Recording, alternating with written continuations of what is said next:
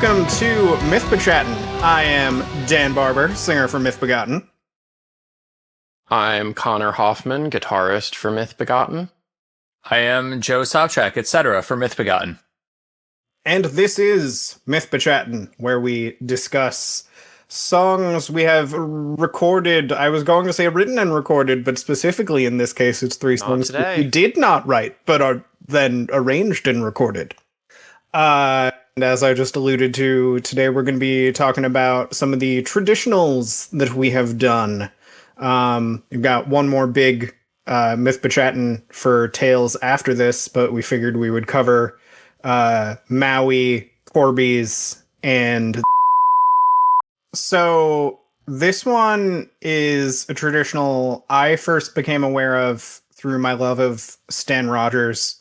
Stan Rogers is one of my goats. One of the greatest songwriters of all time. Amazing folk singer. Amazing life story. Really cool dude. You may know him from the Unleash the Archers cover of the Northwest Passage, which is very good. There's some things I would have done differently, but it's a very good cover. As well as Ailstorm's cover of Barrett's Privateers. Those are both Stan Rogers tracks originally. But he does a cover of Rolling Down to Old Maui that's very good, that I have listened to a lot over the years. And it was listening to that definitely kind of first made me want to potentially do a cover of it. In terms of the background on this one, this falls into a subcategory of sea shanties that I'm very fond of, which is songs about how fucking terrible whaling is. Of the jobs humanity has invented, whaling is definitely like high on the tier list of bad jobs. And as a result, you have like the sea shanty, which there's lots of sad sea shanties, but the sea shanty is not by default morose. Whaling shanties are default morose. There are not happy whaling shanties that I am aware of. There's the Diamond, the Bonnie ship, the Diamond goes a-hunting for the whale, but then you know that that's about a ship that then sank. And so it's like, oh, everything's nice, but it's like, and all of these people died. And that's the happiest whaling shanty. That's called dramatic irony. Yeah. So Maui specifically was pretty important with regards to 19th century whaling from like the beginning of the 1800s up through the 1850s until we started drilling for oil, and the whaling for sperm whales in particular kind of stopped making sense because we could drill for oil. And it was specifically Lehana Harbor on Maui was for the Americas one of the big ports to like get crews together, sell off your stuff that you get on your whaling voyage, and basically where you would like take off from and then return to, with the Arctic being your actual like place you would be going predominantly for the whaling itself. And so the song is kind of about the awfulness of whaling in the Arctic and then the anticipation of getting somewhere warm and not on a boat. Which, you know, this winter, fairly relatable. Not the boat part, but the longing for warmth part. So as far as we know, this song was written at some point in the mid 1800s, but we don't have a really specific date. It seems like it's kind of like more early to mid, like there's a mention of it closer to like 1850, and then I think a mention of it closer to like 1820 in different like sailors books, but then it was actually like written down and more widely distributed later. And the tune generally used for it comes from a traditional song called Miller of D. But it's unclear if that's originally the tune that was used or if that's just the tune that we use now because the original tune was lost. But yeah, so way back in the early mists of Mythbegotten, when we were called Hounds of Annan, we put our first arrangement of this together, circa maybe like 2012. I honestly don't remember how far back this one goes. I know it was at our one live show, right? Yep, we played it at Um, Sturmfire.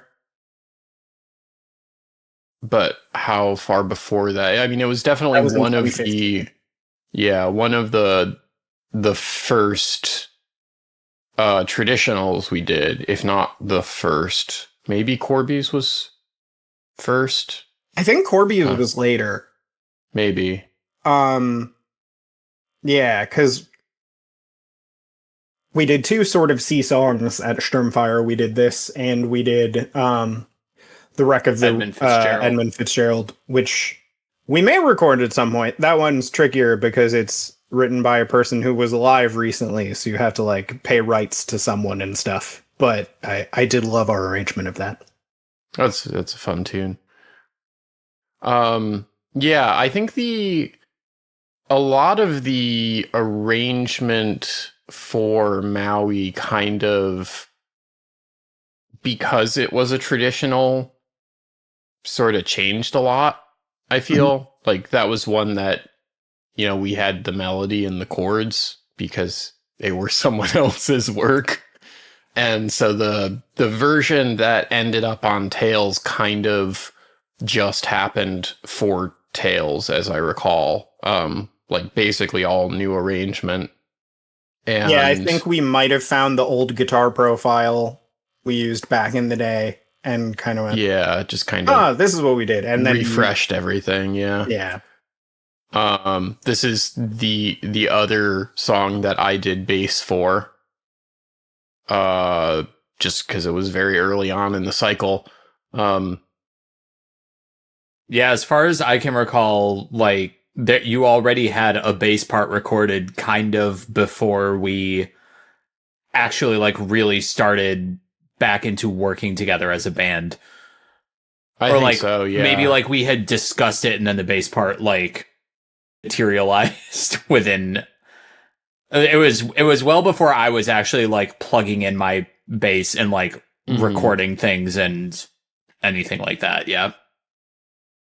Yeah. And so it turned out to be like, I had some fun with that, as although I am an inexpert bassist. I enjoyed kind of the way I got to play with the bass and the guitar part together.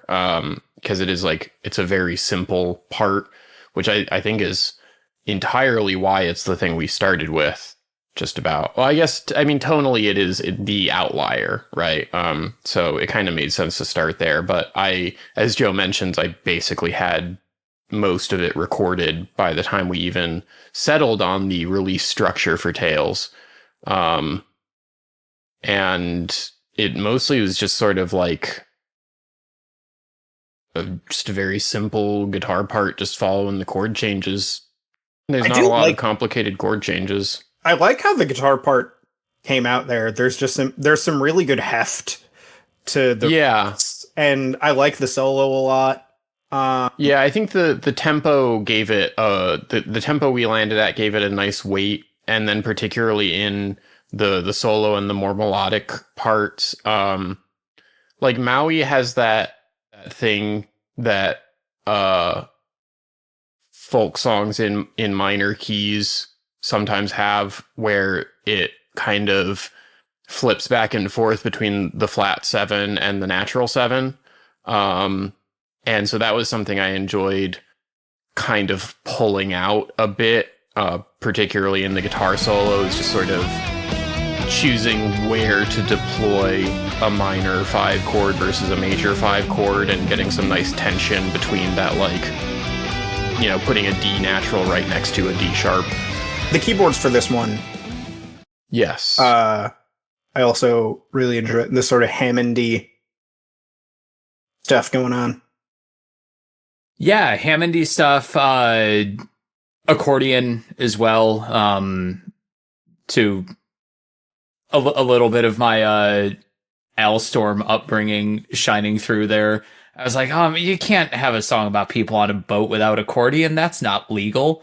So Yeah, a little bit of that, but still trying to keep the like men's choir and strings and trumpets going. Honestly, just overall a very Ailstorm orchestral arrangement behind it. Yeah. Much more I like do pad E generally.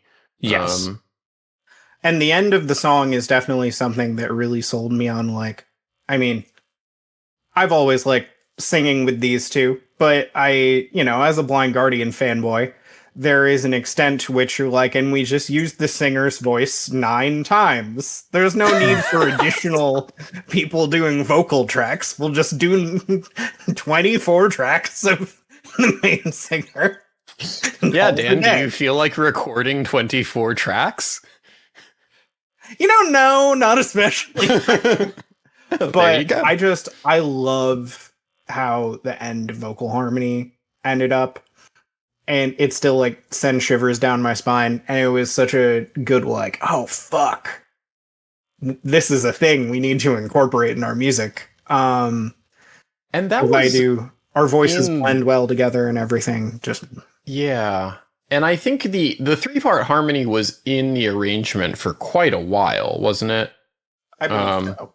I think we changed the particular harmonies for the recording, but I think we knew for a long time that we wanted to have 3 voices there.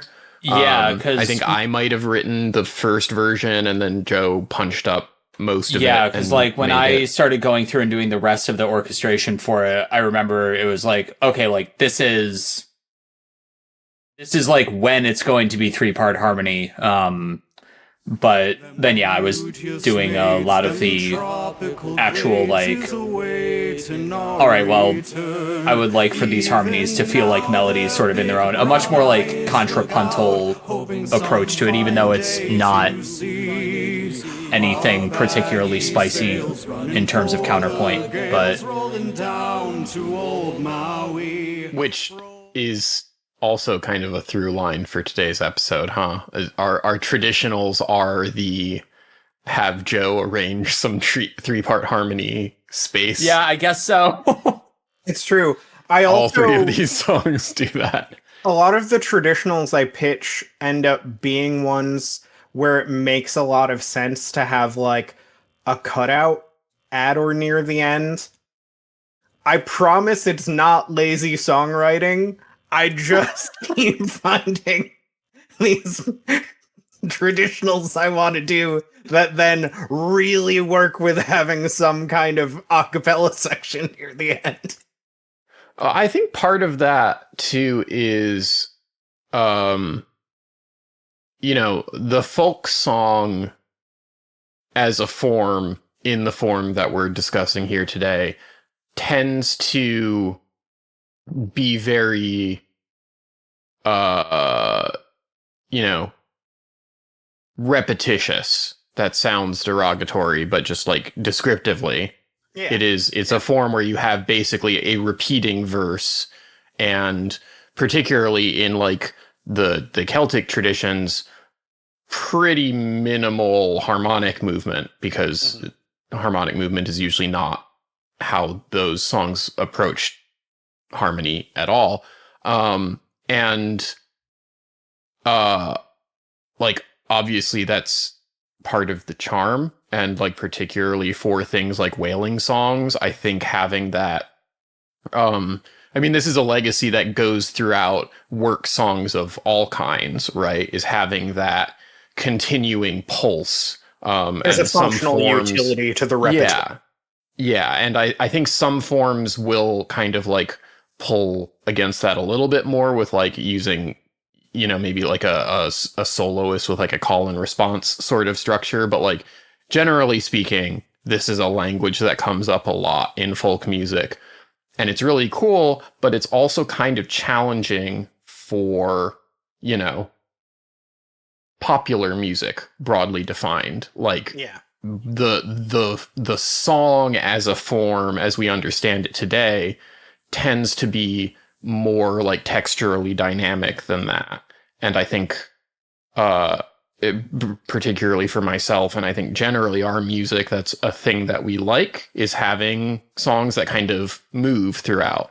And so when we're adapting a traditional piece like this, that kind of then becomes the question is like, we have a repeating harmonic foundation and usually a repeating melody. And so then what do we change with each restatement of that to make it feel more dynamic? And frequently something that we settle on is having an a cappella verse. That's a great way to bring the energy down. This will come back in The Foggy Dew also after the most intense part of the song, bring it all the way back down. Corby's, comparatively, I think we kept the dynamics a little bit narrower there because of just place that it functioned in the album in terms of it's the acoustic track. It's allowed to feel a little more droney and kind of keep a little bit more at the same energy throughout. But we still made a point of trying to say, in this verse, we're going to bring in this additional background element, a new synth part or something, or change what the mandolin is doing. Yeah, even just changing the dynamics that the guitar is being strummed at. Obviously, this is just all things that people do, but we're sitting here in front of cameras explaining the songwriting process, so I'm just explaining songwriting, I guess. Yeah. On that note, if we don't have anything more to discuss with Maui, there is one more thing. Oh, yes. I think, Joe, where'd that lovely sound at the beginning and end of the song come from? The waves? Yes, the waves. The waves that are me just pressing a key on my synthesizer and letting the pad shop waves patch just do its thing. Yep. Yeah, that we could that have is sampled not, it, but yeah, it was the kind of thing that I stumbled across this pretty good sounding oceanic patch while I was going through just looking at different keyboard sounds to use for the track, and I came across this and I was like, I'll put this in my session just while I'm doing stuff, and I like it, and then I included it and batched it in with the rest of the stems that I sent to Connor, and they just kind of stayed in there. Yeah, I opened up the project with the, thinking I'll check out these keyboard waves, and if it needs replacing, I'll go find a nice field recording of the ocean. But I think they were fine.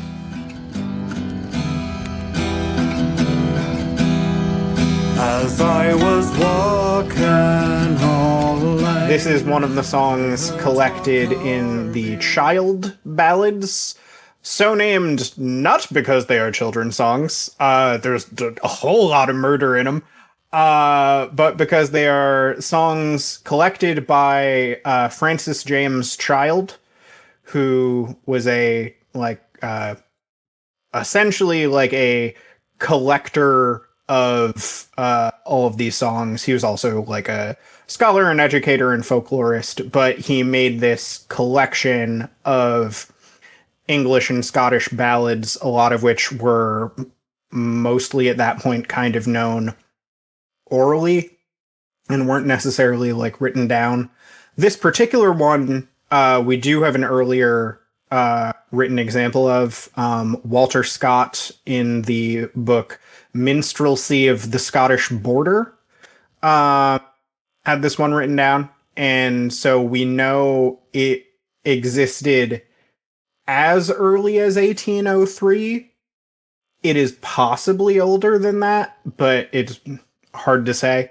So essentially, the way the Child Ballads work is there's certain songs where there's 15 different variations of the same song with very slightly different names and slightly different lyrics and whatnot. And in this case, the two main ones are a English ballad called The Three Ravens and a Scots ballad called The Twa Corbies, which means the two ravens, interestingly. they're an interesting juxtaposition with each other because they are both about a dead knight and some ravens thinking about eating said knight. In the Three Ravens, the song is very much about how sort of his hound and his hawk and his lover are all like so sad that he's dead and still loyal to him.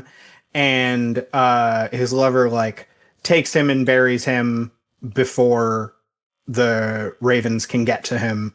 And the message is kind of like, oh, that everyone should have like such a loyal like hawk and hound and lover. Isn't that nice? Kind of thing. Whereas the Trois Corbies is like fucking grimdark and is basically just like there is this recently slain knight and these ravens are discussing eating said knight and how to go about it in specific detail.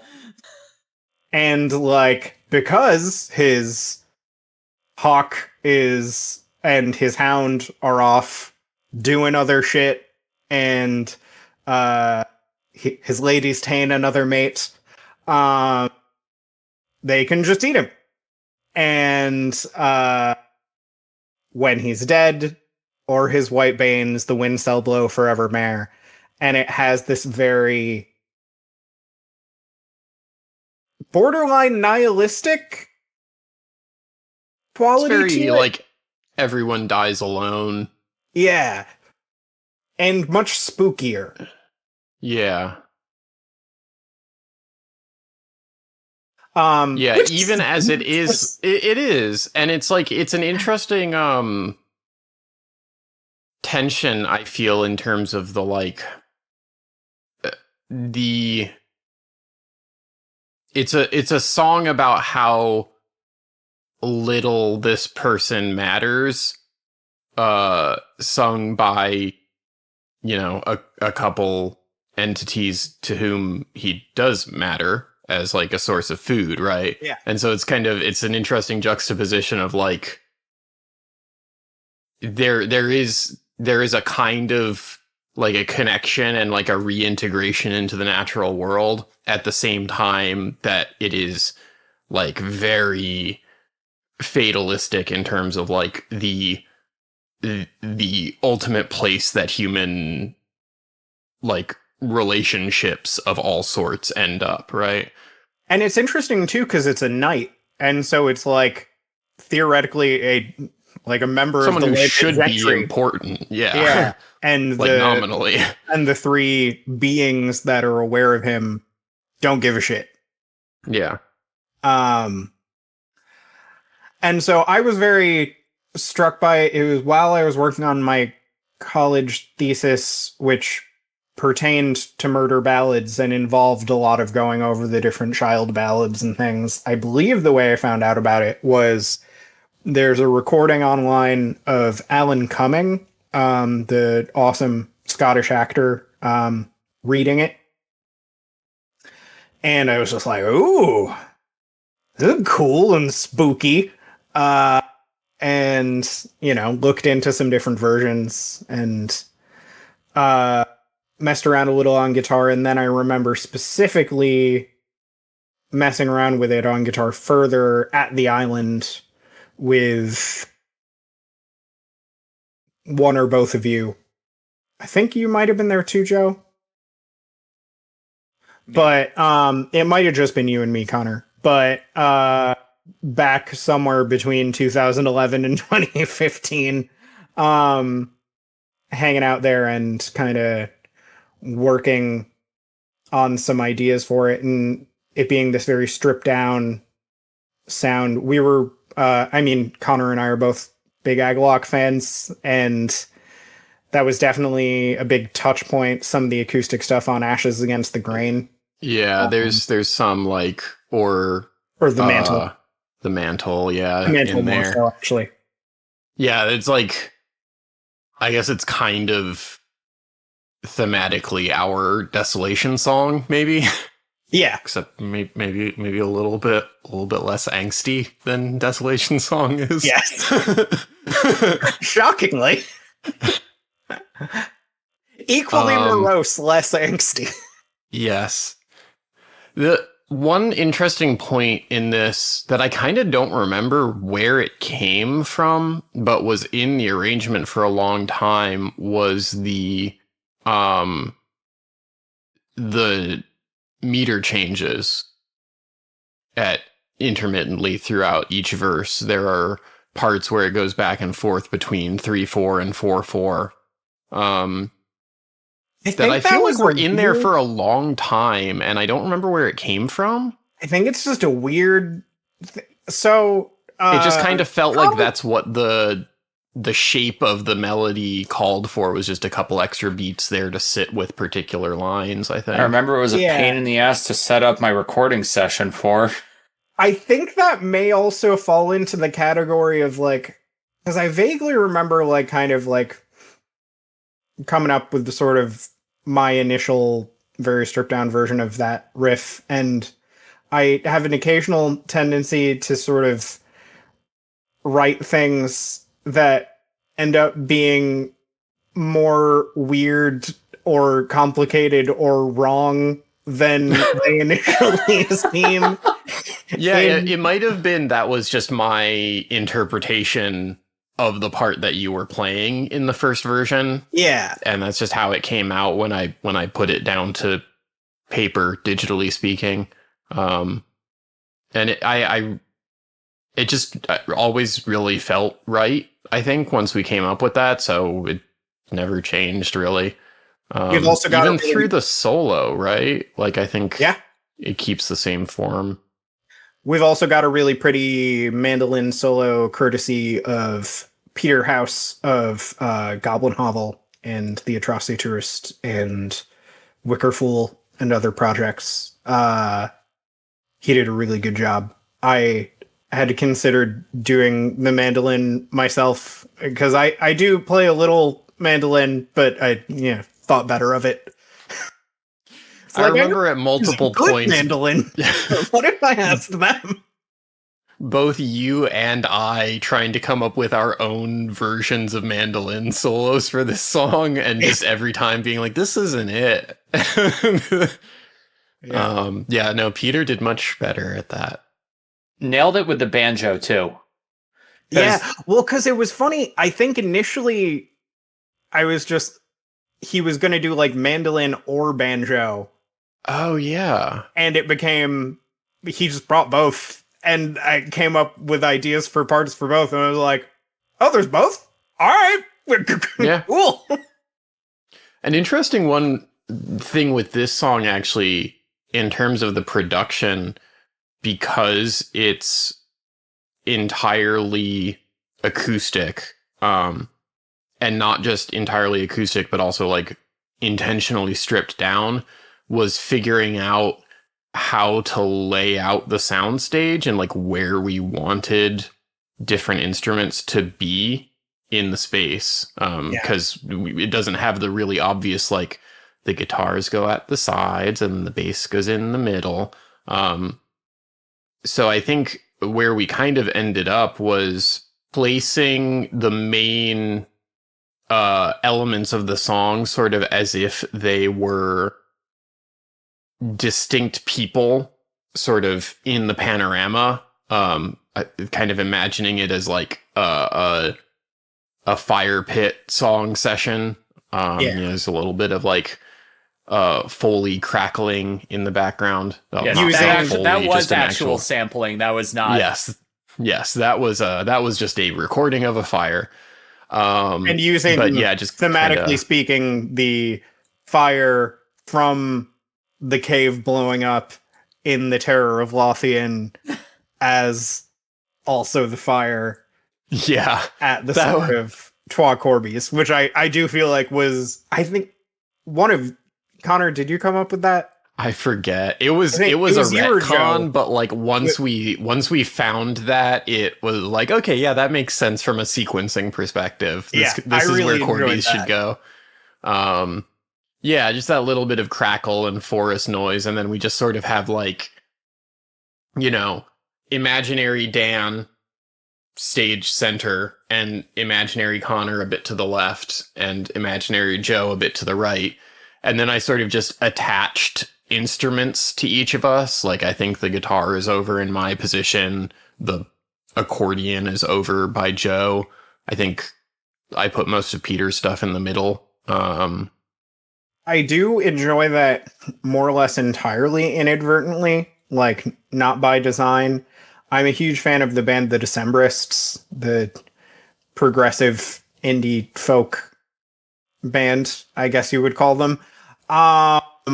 But the end result, especially with the accordion, and just the nature of some of the vocal harmonies and the mandolin and stuff, it has this kind of Decemberisty vibe to it that I really enjoy.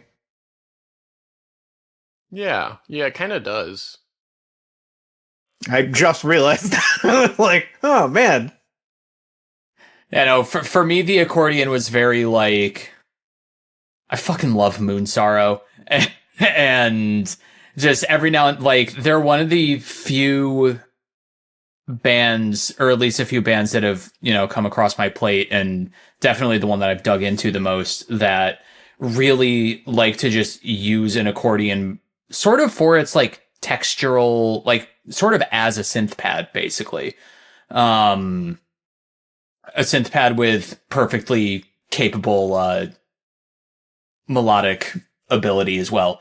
But yeah, so just sort of having that as like, yeah, let's just chew on the vibe of an accordion for a little bit. Yeah. And I had forgotten that Haiku off of Verasakit, Yeah, I think it's off that one. was another song that was kind of a like touchstone for this one, I believe. That like we talked about as kind of like reference tracks to some degree. Well, we have been wasting away again in Mythbechattinville. Talking We gotta about do our covers of old folk songs. Some people say the unseelie chord is to blame, but I know it's all Joe's fault. All right, so that's Dan's contribution to what we've been listening to. Is this what you meant when you said that you had lots of notes ready for this episode? You had a full those notes, fucking Margaritaville parody. Notes. Did you have that ready to go? Maybe. That was in the chamber. That was... God damn it, Dan. Oh, I should be wearing my goddammit Dan pin. I don't have it. Well, before we depart, should we let our audience know what we have been listening to lately? Jimmy Buffett, I guess? Yeah. I mean, among other things, I was going to say, Stack Overflow in Corpse Pile interface by A Forest of Stars has come out and is very good. Definitely a strong early contender for album of the year for me, but we'll see what else happens. Also been getting really into first album Iron Maiden recently. I saw the new Iron Maiden documentary. And it was cool, but also just reminded me like, oh yeah, like this is an interesting era as someone who like basically skipped that when getting into Iron Maiden. I went straight from like Number of the Beast forward. And it was very cool revisiting the self-titled and to a lesser extent Killers. I mean, among other things, a week or so ago was apparently the 20th anniversary of Land Dispute by Thou Shalt Not, which, that's an amount of time that I'm not gonna think about too hard, but it's a good album. That's a good album. Someday we'll have a reason to discuss Connor and Dan's goth youth. Yeah. And to a lesser extent, goth present. Our mutual obsession with Alex Reed. Yeah. Yeah, I watched a video a little while back about the soundtrack to the recent Legend of Zelda games, spearheaded largely by Manaka Kataoka, and have been listening back to the Breath of the Wild soundtrack quite a bit. It's real good music. I remember when that game came out, a bunch of people complained about there not being any music, and I don't know, I think the 5-hour long OST would maybe beg to differ there. Yeah. And then otherwise, I got on any of y'all remember Cloud Kicker? Yeah. It's a project by Ben Sharp out of Columbus, Ohio, I think, that I was big into back in undergrad, when I was listening to so much post-metal that I eventually kind of ruined the genre for myself. And just suddenly caught an urge to go back and revisit some of his stuff, and is real good stuff. Beacons is a rightly remembered album for being excellent. Both very technical, but also very vibey. And he kind of strides that line between really post-rock kind of vibes and then things that lean a lot more in a gent direction, in a way that I kind of wasn't really thinking about as much as the time, because that wasn't as much of a thing back then. But in retrospect, he's definitely in that universe. Nice. That's me.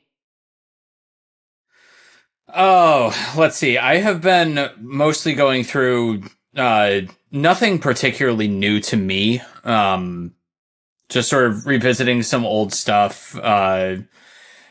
So I went back, listened to Ensiferum's debut album again, and was just like, damn. Real good. Yeah, it's real good. Listened to a little bit of Sabaton back when they were all right. Good is a strong word. Hey, Good is a strong word. Okay, No, okay. I'm playing off of Joe's joke there. Back They when- have some good albums. Back when they were very fun and Yeah, listenable. and before not they decided to extremely just write tedious. the same 5 songs over and over. Well, and they've over always a again. little bit been that. But before they decided to do 2 consecutive albums about World War One, Which could have been one. Could have been one pretty good album about World War One. yeah, there was some chaff in there One that didn't. pretty good album about World War. Yes. But yeah, there were definitely tracks that I remember being really into 10 years ago, and I go back and listen, and I'm like, oh wow, I know that English is not their first language, but I still occasionally do find myself being like, come on, guys, you can come up with something a little more artistically compelling than that. Just sing in Swedish. Just sing in Swedish. That did The work Swedish very version well. of Carolus Rex is great. Yeah, I really. The English version of would that one is like also more quite good. People to. Yeah, no, Careless Rex is S tier. I know that English remains, unfortunately, the lingua franca of the entire world, but I do entreat people, if your native language is a thing other than English, to at least consider making music in that language, because it's cool. That's one of the cool things about having a world with different people in it. Is Connor, different languages. Then how do we get Sonata Arctica saying, I sat in your coal mine, and us having so many conversations about What does it mean, what that is Dan? supposed to mean in the context of the end of this chapter? If you, have you make any a great ideas case.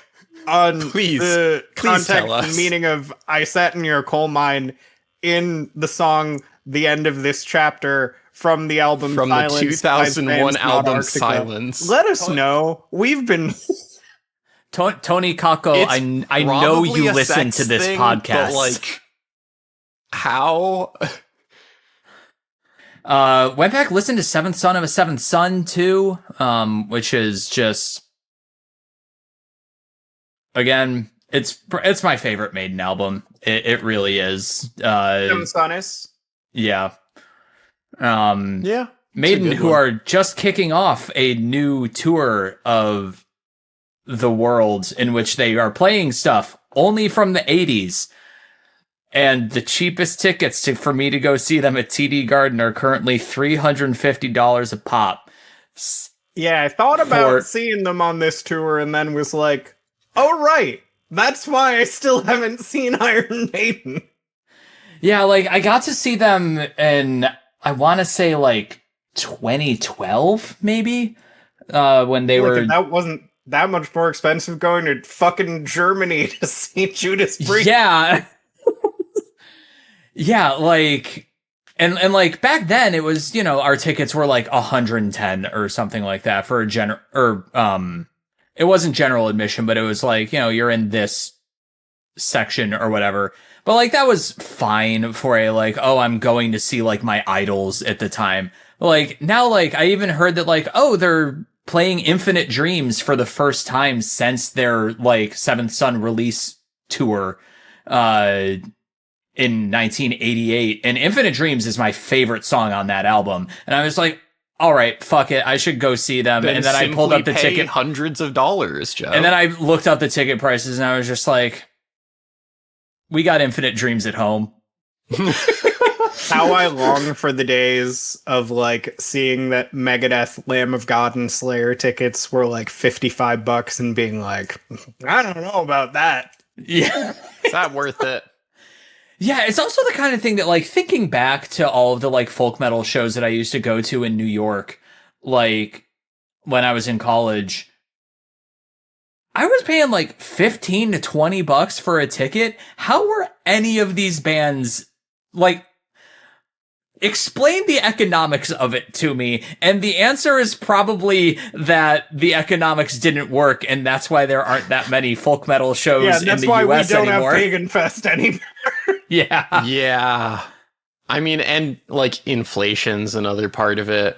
Sure, like $15, $20 back then was more money than it is now, but also the US has gotten shittier and shittier about visas. Yeah. RIP the Pagan Fest tours. There would be no Mythbegotten without them. It's yeah, for real. Well, thank you for joining us today, listeners. We have been Mythbegotten. And join us next time for our discussion of the grand finale of Tales from the Unseelie Court of Wrath and Ruin. Thrilling conclusion. We will not tell you when the next time that you will be joining us will be, because we have no goddamn clue. Eventually. Yeah. Eventually. Probably in 2026. My money's on 2026. Yeah. No promises. Farewell. Good night.